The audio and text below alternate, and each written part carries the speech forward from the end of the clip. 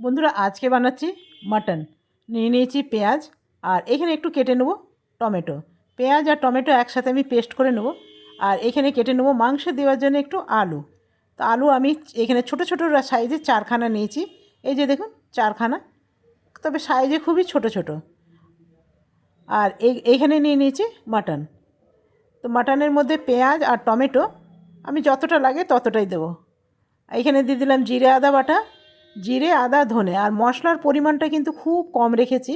দিয়ে দিলাম নুন, আর দিয়ে দেবো হলুদ, দিয়ে দেবো ঝাল লঙ্কা, আর দিয়ে দেবো গোলমরিচ গরম মশলা, দিয়ে দেবো সামান্য সরষের তেল, দিয়ে ভালো করে হাতে করে মেখে নেব।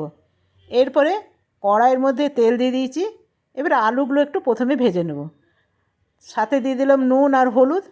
এগুলো ভাজা ভাজা হয়ে গেছে। এরপরে আমি মাংসটা দিয়ে দিয়েছি। মাংসটা আমি প্রায় 20 মিনিটের জন্যে মশলা মাখিয়ে রেখে দিয়েছিলাম। সাথে দিয়ে দিলাম বাটি ধোয়া জল।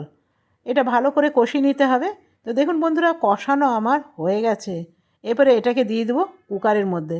আলুগুলোও মোটামুটি সেদ্ধ হয়ে এসছে, তবে এইখানে আমি 2টো সিটি দেবো, তাহলে আলুও সেদ্ধ হয়ে যাবে, মাটনও সেদ্ধ হয়ে যাবে। অনেকক্ষণ ধরে কষানো হয়েছে। এরপরে দিয়ে দেবো কভার।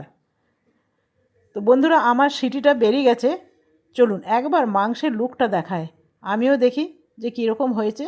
এই মাংসর পর কিন্তু বানিয়ে নিতে হবে আমাকে রুটি। আজকে রাতে ডিনারে হবে রুটি আর মাংস। তো চলুন ঢাকনাটা খুলি। তো দেখুন বন্ধুরা, মোটামুটি খারাপ হয়নি, কিন্তু ভালোই হয়েছে। রুটি দিয়ে খাবো, সেই জন্য একটু পাতলা ঝোল রেখেছি। আশা করি আজকের ভিডিওটা ভালো লেগেছে। ভালো লাগলে একটা লাইক করতে একদম ভুলবেন না।